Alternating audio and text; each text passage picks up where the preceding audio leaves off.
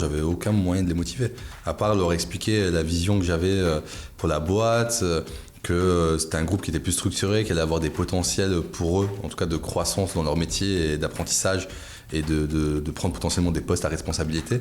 J'avais aucun autre moyen de motivation.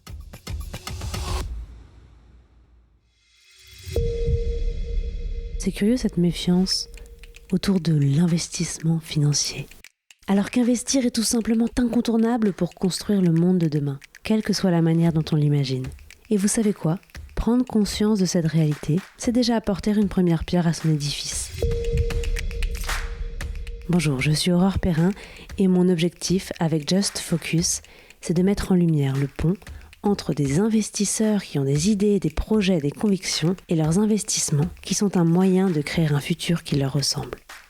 En proposant un nouveau rapport à l'argent, aussi exigeant sur sa performance que sur son sens, Just Focus est une invitation à passer à l'action.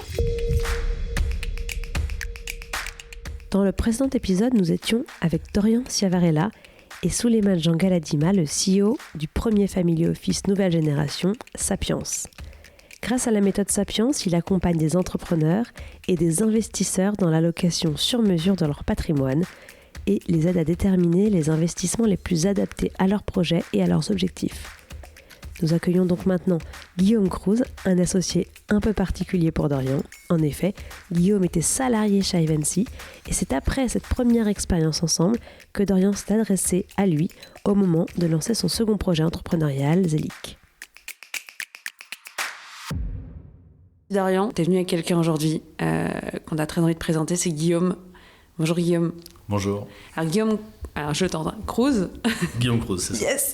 Premier coup. Ah, c'était mieux que moi. Ça fait mieux. Est-ce que Guillaume, tu peux te présenter ? Ouais, bien sûr. Bonjour à tous. C'est mon premier podcast, donc je vais essayer de présenter les choses de manière linéaire et très bien présentée. Donc je m'appelle Guillaume, je suis né à Melun. J'ai deux filles, une fille de 5 ans, une fille de 3 ans. J'ai vécu aussi un peu en cité, enfin aux Ulysses, pendant beaucoup d'années, toute mon enfance. J'ai fait pas mal de sport, de l'athlétisme. J'ai d'ailleurs fait une première année en STAPS avant d'aller plutôt côté commerce. Quelle discipline à l'athlétisme ? 400-800. 400-800, pas mal, très bien. Et donc avant de faire une première année de STAPS, où je me suis rendu compte que c'était pas totalement fait pour moi, notamment les opportunités professionnelles ne m'intéressaient pas. Et j'ai eu une illumination en passant de manière assez drôle sur la comptabilité. Donc j'ai fait un DCG, ça s'est super bien passé. Je me suis super bien entendu avec mes profs qui m'ont beaucoup accompagné, beaucoup aidé pour ouvrir un peu mes chakras et rentrer en école de commerce. Donc je suis rentré à Audencia, programme grande école, spécialisation M&A. Et ensuite je suis parti... d'abord, j'ai fait un apprentissage chez Accenture, je suis parti chez EY, donc 2 gros cabinets, et je me suis rendu compte que les grosses boîtes, c'était pas trop fait pour moi. Donc j'ai rejoint un premier pote sur une société qui s'appelle Call, où j'étais responsable financier. Ensuite, j'ai rejoint une petite entreprise qui faisait du financement. Et il y a eu le Covid, j'ai eu ma première fille à ce moment-là. J'ai fait une pause pendant 4-5 mois et pendant cette pause-là, j'ai passé les entretiens et c'est comme ça qu'ensuite j'ai rejoint Ivancy, donc tout début septembre 2020. Top. Et alors, je pousse la question. Tu rejoins Ivancy, je crois que tu es resté 1 an et demi en fait. Je suis resté 1 an, c'était une tornade, le fait de rejoindre Ivancy, puisque du coup en 1 an... j'ai appris énormément de choses et j'ai aidé à la vente de la boîte, donc ça a été très rapide. Donc tu arrives en fait juste au moment, juste avant la session, parce que tu as eu 9 mois de process. Il est arrivé à 1 an. J'arrive au tout début, j'arrive 3 mois avant le début du process quasiment. Et tu savais au moment où tu recrutes Guillaume que tu veux vendre la boîte ? Et c'est pour ça que tu le recrutes ? Non, je le recrute en tant que RAF, responsable financier, parce qu'on voulait commencer à structurer. Et en février, on décide de se lancer en levée de fonds. Donc ça, c'était déjà prévu qu'on se laisse en levée de fonds, donc j'avais déjà communiqué à Guillaume. Et finalement, en mars, j'ai une proposition de rachat. Et donc on travaille sur un exit. Parfait. Bienvenue à bord, Guillaume. Tu n'avais jamais fait de session avant ? Non, et puis là, il y a une petite histoire un peu marrante, c'est que du coup, quand je passe les entretiens, j'avais plusieurs opportunités. Il y avait l'opportunité d'Ivancy et puis il y avait une autre société. qui était un peu plus calme. Et Ivancy, ça prenait un petit peu de temps, le process prenait un petit peu de temps. L'autre société me tannait un petit peu pour donner ma réponse. Et j'avais pas le temps d'attendre en fait la réponse d'Ivancy. Je sais pas, un soir, on regarde la télé avec ma compagne, on voit un reportage de Philippe Etchebest qui dit que sa plus grande réussite, c'est le jour où il a pris un risque dans sa vie. Et donc, je dis à Sandra, qui est ma compagne, je vais dire non à l'autre boîte et j'attends pour Ivancy. Si ça marche, trop cool. Si ça marche pas, tant pis. Et puis finalement, je rejoins la boîte. Ok. Trop cool. T'avais fait 7 ou 8 entretiens. J'avais fait beaucoup d'entretiens, ouais. Si je me trompe pas. C'était long. Ouais, et pourquoi gros doute sur Guillaume? Non, du tout, mais c'est juste que en fait, la partie financière est une partie importante. Et on était accompagné par un cabinet et on a voulu internaliser le métier. Et donc, on voulait juste s'assurer que c'était la bonne personne pour faire cette gestion et suivre notre croissance. Parce qu'on avait eu, je crois, 300 candidats. On a eu beaucoup. Hein. Et donc, voilà, on a eu différentes étapes dans notre process. Donc, un peu long. Puis en termes d'expérience, je passais Call, on devait être 10. Finky, on était 5, et là c'était 100. Donc c'était totale différence, quoi. Et alors, je suis assez curieuse, c'est pas du tout les questions de la trame, hein. Mais je suis assez curieuse de comment est-ce que... c'est quoi ton rôle, toi, en tant que DAF, dans une session d'entreprise? Comment est-ce que tu as pu travailler? Parce que j'imagine que c'est vraiment comme ça que vous êtes aussi rapprochés, que vous êtes vraiment connus sur... comment on dit ça, à la guerre ensemble, quoi. Clairement, ça crée des liens qui sont très forts. C'était 9 mois hyper intense, ouais. Je pense qu'on n'a pas beaucoup dormi. Il y avait une pression de répondre aux investisseurs sur les questions des data qu'ils avaient. Donc, que ce soit sur les maîtrises du produit, sur le churn, sur les clients, quels sont les 10 plus gros clients, c'est quoi les paniers moyens. Donc, il y a des systèmes de calcul qu'ils nous demandaient d'avoir. Donc, il y a énormément de questions. Et entre Guillaume et le cabinet, donc Ader, on devait corréler nos informations pour les structurer et pouvoir les présenter à PSG. Donc, ouais, il y a eu beaucoup de travail. Mais Guillaume, si tu veux rebondir dessus... Ouais. En fait, réacteur. C'est ça. On passe d'une situation où du coup l'accompagnement financier est plutôt externe. Donc le taf est fait, mais c'est globalement le minimum. À une situation où il faut derrière un petit peu tout consolider. On était dans une situation par exemple où il y avait 3 pays. On avait l'Allemagne, l'Espagne Allemagne, Espagne et France sur la partie business. Donc il y avait des sujets fiscaux, il y avait plein de problématiques de ce type-là. Il y avait aussi le calcul de l'ARR qu'il fallait un petit peu consolider. Il y avait plein de choses à faire, plein de choses à mettre carré. Il y avait de la dette. Il y avait vraiment un gros chantier de travail qui a été du coup mon objectif sur les 4-5 premiers mois. Avec la première clôture comptable, c'était aussi ma première grosse clôture comptable, puisqu'avant j'avais fait des clôtures mais sur de petites boîtes, donc première grosse clôture comptable dans un environnement international. Donc j'ai énormément appris et puis après pendant le process de levée, j'étais en support du cabinet donc Ader, Romain Cotard que tu as évoqué tout à l'heure. Et puis tout ce qui était, il y a la due deal, donc il faut faire la data room, beaucoup de boulot autour de ça. Et puis l'accompagnement sur les revues juridiques avec Dorian. Moi non plus, l'été a été assez chargé. Je me souviens d'un meeting téléphonique qu'on avait eu avec l'avocat. Ça devait être le 27 juillet ou quelque chose vraiment juste avant les vacances, avant que tout le monde parte en vacances, parce qu'il y avait encore la négociation de quelle était la part entre cash et part au niveau de la session. Et donc encore beaucoup de négociations. Et puis Dorian, il a remis du rythme au moment de la vente à la rentrée, mais en fait, en septembre, ce que demande l'acheteur, c'est aussi une nouvelle clôture comptable, un nouveau BP, des données financières à jour. Et donc, être capable de remettre tout le monde dans le rythme dès début septembre pour fournir ces documents le plus rapidement possible, c'était assez intense. Ouais. Ok. Et je suis assez intéressée de savoir, toi, du coup, tu es membre de l'équipe, donc toi, tu te projettes dans Skippers derrière? Pas du tout. Ouais, pas du tout. Okay. Pas du tout. Parce qu'en fait, très rapidement... En fait, un CFO, il n'y en a qu'un dans une boîte. Et il y avait déjà un CFO en place. Et donc, très rapidement, je comprends que le CFO, c'est normal, hein, on est sur une boîte de 500 personnes, le CFO qui est en place, il a quand même beaucoup d'expérience, et que j'ai pas cette place-là. Et du coup, passer d'une situation où tu es au courant de tous les aspects du business, parce qu'en tant que CFO d'Ivancy, tu es au courant de tout, tu es au courant des prix, tu es au courant des problématiques RH, tu es au courant de vraiment, tu es au cœur du réacteur. Passer de cette situation-là à une situation où tu es beaucoup moins au courant des choses, c'était quelque chose qui m'intéressait moins. Et donc, j'ai accompagné le groupe à faire son budget. Donc, j'ai aidé à faire le budget. Mais j'ai commencé à passer des entretiens pour aller dans une autre société, donc Elevo, où je suis passé aussi CFO de la société Elevo. Ok, ouais, donc très vite tu pars après la session. T'avais des leviers toi pour motiver tes équipes justement jusqu'au bout, jusqu'à la session, y compris après le mois d'août.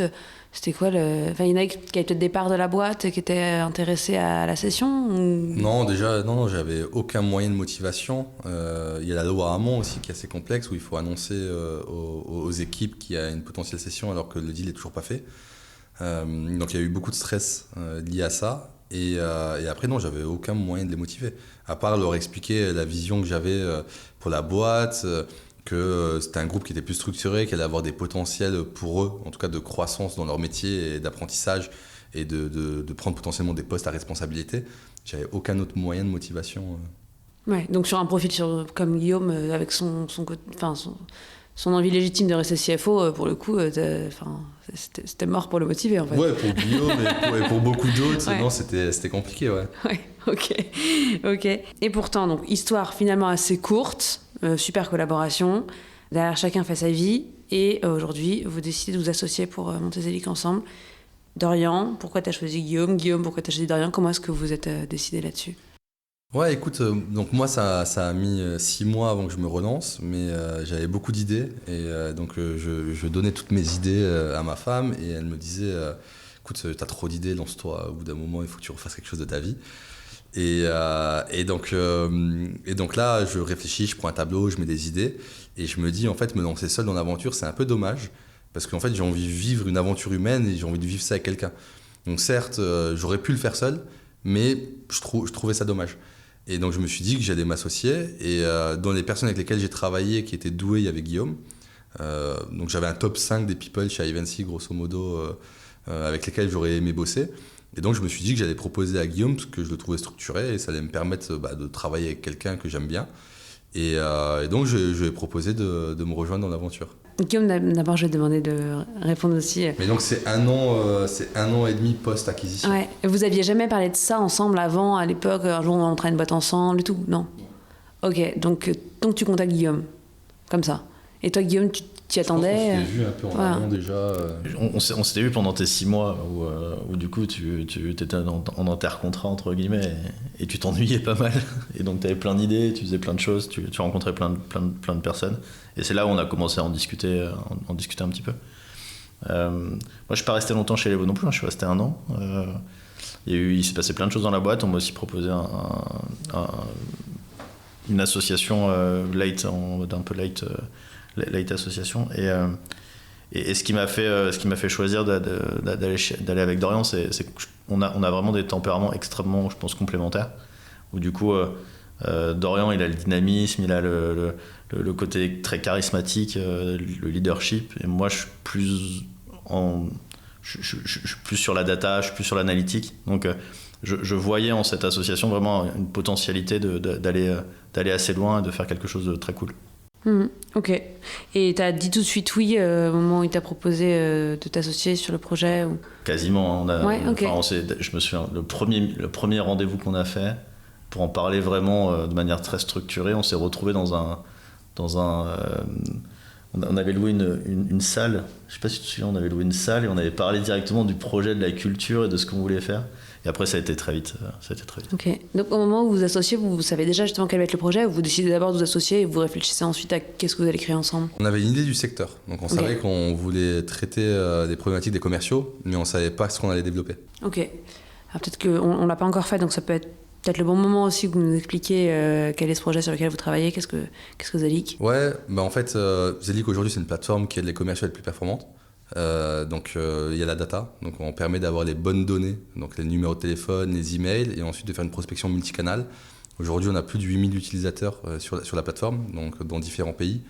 80% de notre chiffre d'affaires c'est en France, 20% c'est à l'international dans les US, donc on est déjà international au niveau de Zelic, donc super content parce que c'était un des objectifs aussi de réussir sur le marché US, et on pousse de plus en plus.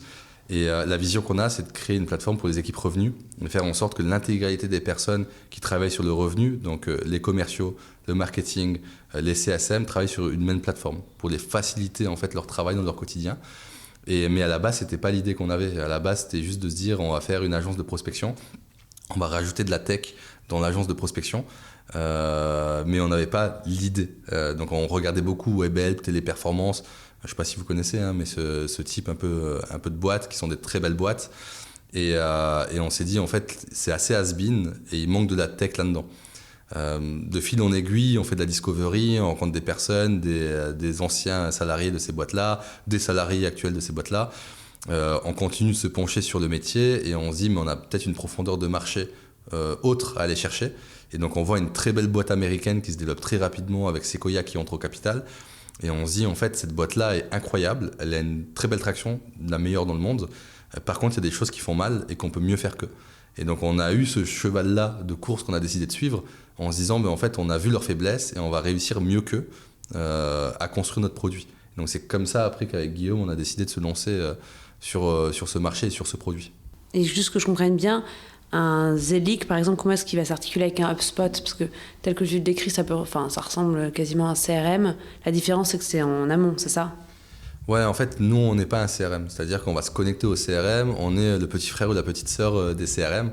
Donc on doit avoir une connexion bilatérale avec eux, mais l'intégralité des données doivent rester dans le CRM. Nous, on veut créer un espace de travail pour ces personnes-là qui touchent au revenu. En fait, aujourd'hui, personne n'a envie de travailler dans un CRM.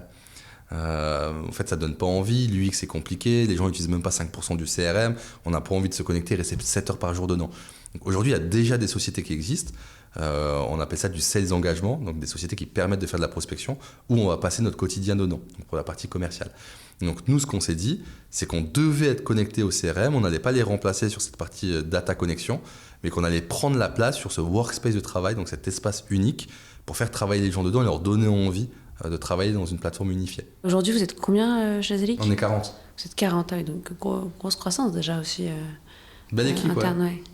C'est marrant, ça m'évoque un truc que je lisais il n'y a pas très longtemps, alors je vais super mal l'expliquer, mais j'espère que tu vas comprendre, qu'on était passé de beaucoup valoriser les entreprises qui avaient connu une très grosse croissance en termes de nombre de salariés aux revenus par personne. Je ne sais pas si tu as vu passer ces réflexions. Oui, en fait. si, il y en a pas mal. Ouais.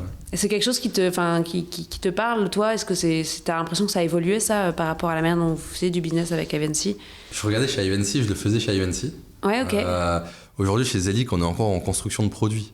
Ça fait seulement 1 an qu'on commercialise, qu'on est sorti de la phase bêta. Donc, c'est pas aujourd'hui des chiffres que je regarde, mais c'est sûr que d'ici quelques années, je vais les regarder à nouveau. Mais oui, il y a énormément de bench, de personnes qui en parlent. Après, il y a d'autres métriques également à regarder, tout aussi intéressantes. Mais je l'ai en tête, mais c'est pas le plus important aujourd'hui à notre stade de maturité. Zelig, pour toi, d'ailleurs pour tous les deux, je serais curieuse d'avoir, si vous n'êtes pas d'accord, c'est quoi les 3 métriques qui font que ça sera un succès? Tu parlais de la valorisation à 1 milliard. Il y en a d'autres? Déjà, la première métrique qu'on regarde aujourd'hui, c'est la croissance de l'ARR. Donc, c'est le monthly growth, donc qui est une métrique qui est super importante pour nous. Ensuite, on va regarder les users dans la plateforme, donc les daily active users, les weekly active users et les monthly active users. Et ensuite, on va regarder la rétention. Donc pour moi, c'est les 3 choses les plus importantes qui nous permettent en tout cas de nous projeter.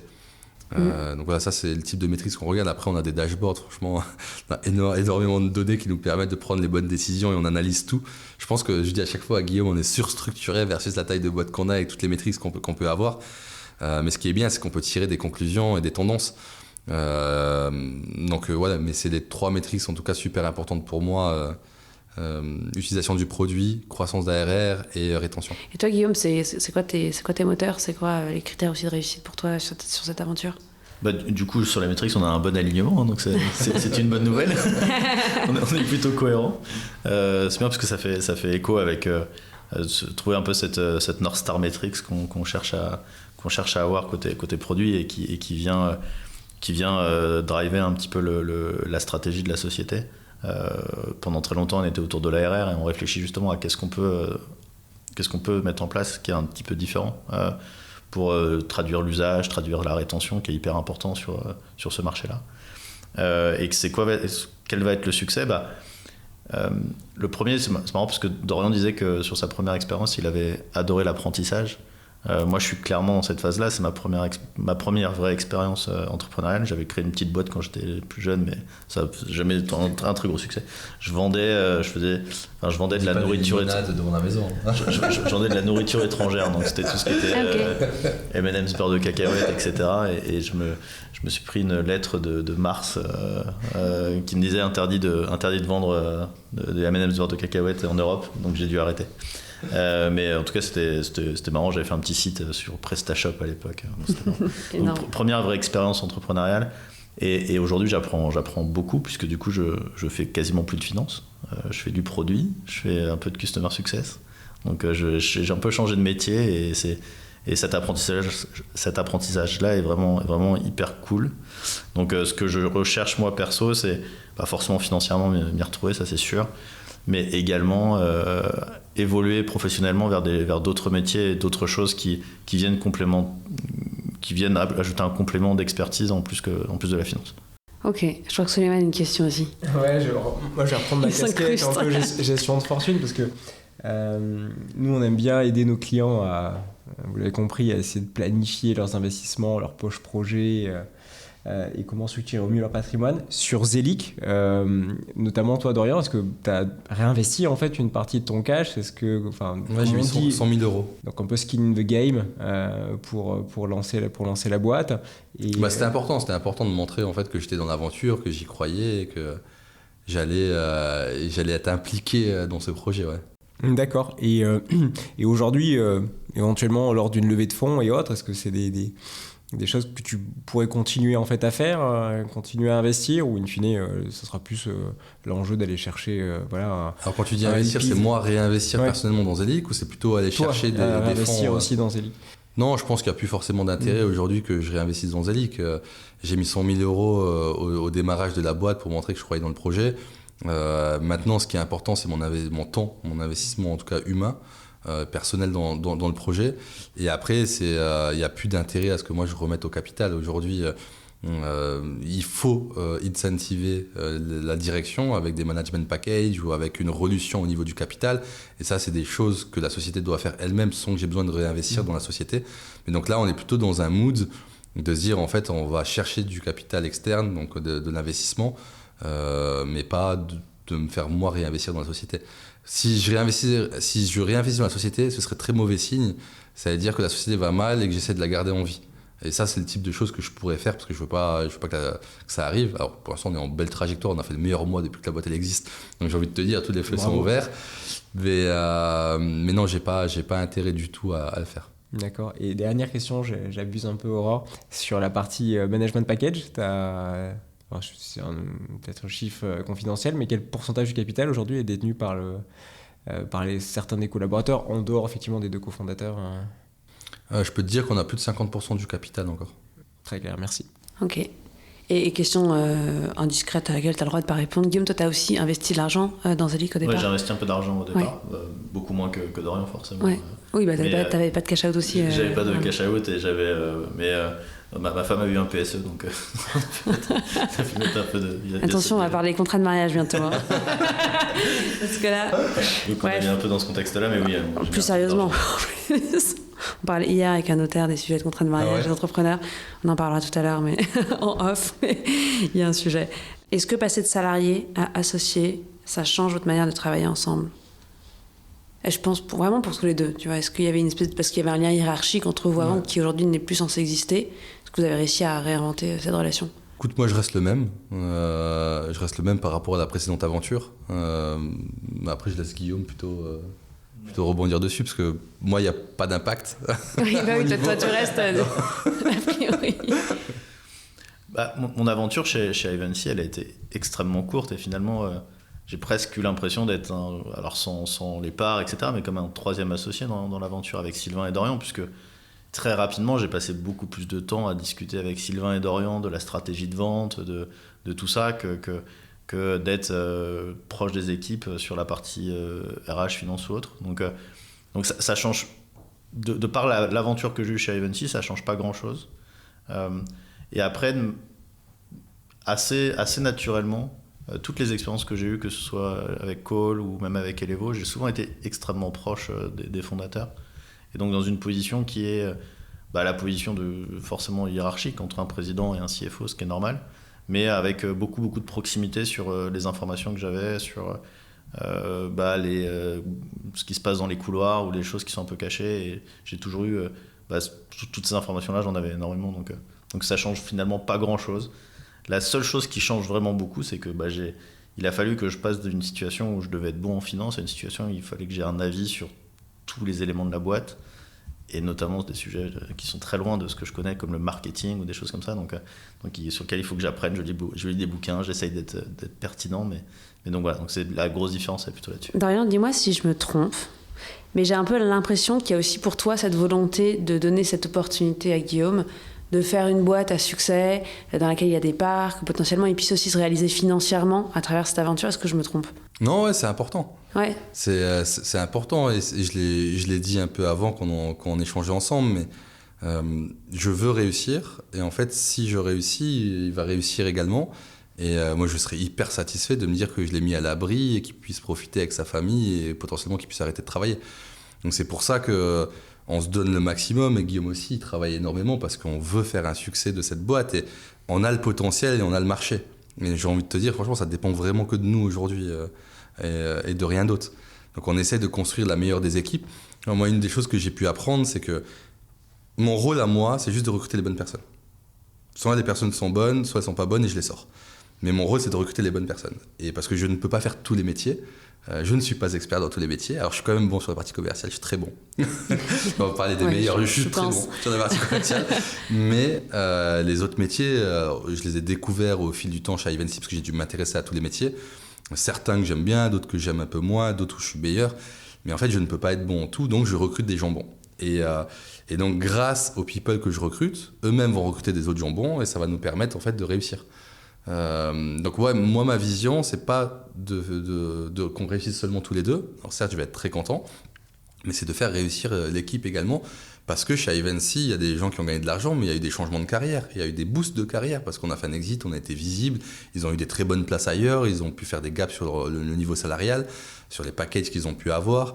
Il y a eu des entrepreneurs à succès, il y en a certains qui sont partis, qui ont monté des boîtes, qui ont revendu. Des équipes. Donc en fait, ouais, je suis assez fier de ce qu'on a réussi à construire. J'espère qu'on fera mieux aujourd'hui et que les gens ils mettront en fait sur leur LinkedIn ex-Zelic. Mais ouais, c'est l'objectif. Ouais. J'ai une dernière question à vous poser à tous les deux. Est-ce que vous avez chacun un conseil à donner, peut-être pour les entrepreneurs qui se posent la question de s'associer à un ancien salarié ? Je pense que l'association, c'est un peu comme un couple.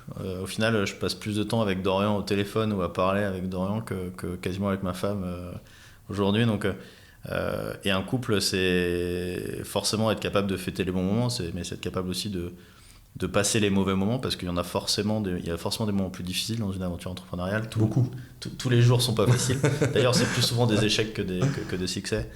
Et donc, il faut réussir à trouver quelqu'un avec qui vous allez pouvoir vous dire les choses mutuellement. Et donc, si toi, en tant qu'ancien salarié, donc je prends plutôt cette position, tu as le sentiment que avec cette personne à qui tu t'associes, quand tu veux évoquer des choses difficiles, c'est toujours très compliqué, c'est pas forcément la bonne personne. Par contre, si tu arrives à avoir des discussions très matures et très impactantes quand ça va mal, c'est, je pense, une bonne manière de te dire que c'est potentiellement le bon associé. Toi, t'as rien ? Ouais, moi je vais compléter, mais ce qui est important pour moi, c'est deux choses, c'est la complémentarité et la partie humaine. Et comme je l'ai dit, moi je me suis relancé pour faire une aventure humaine. Et j'ai envie de faire réussir les gens avec lesquels je me suis lancé. Donc pour moi, voilà, c'est ce que je vais vraiment regarder. Et donc si j'ai un conseil à donner, c'est il faut privilégier l'humain, mais il faut également se poser les bonnes questions de combien de temps potentiellement tu as la capacité de ne pas te rémunérer. Quel est le temps que tu peux allouer à ton projet ? Est-ce que ce secteur d'activité te plaît et tu te vois travailler dans ce secteur-là pendant 5 à 11 ans ? En fait, je trouve que c'est important après de dire à la personne avec laquelle tu t'associes, si elle n'a pas en tout cas ce niveau en fait de compréhension, de lancement de projet, et de lui poser les bonnes questions pour être sûr que tu vas dans la bonne direction. J'avais pas posé toutes les questions à Guillaume à l'époque, mais à refaire, j'aurais posé ce type de questions pour être sûr qu'on soit aligné sur le temps de la boîte jusqu'à un potentiel exit ou un IPO, ou quel que soit le succès. On parlait du milliard, hein, donc on va parler d'IPO, on va parler d'IPO également. Mais voilà, selon moi, c'est la chose la plus importante. À la fin, certes, on va être content d'avoir gagné de l'argent, mais tu retiens surtout ton aventure humaine et qu'est-ce qui s'est passé pendant ces X années. Et tu peux permettre de créer des amitiés. Donc voilà, pour moi, c'est un truc qui est important. Ok, top. Merci beaucoup à tous les deux. Merci à toi, Souleymane. Et puis à très vite. Merci. Merci.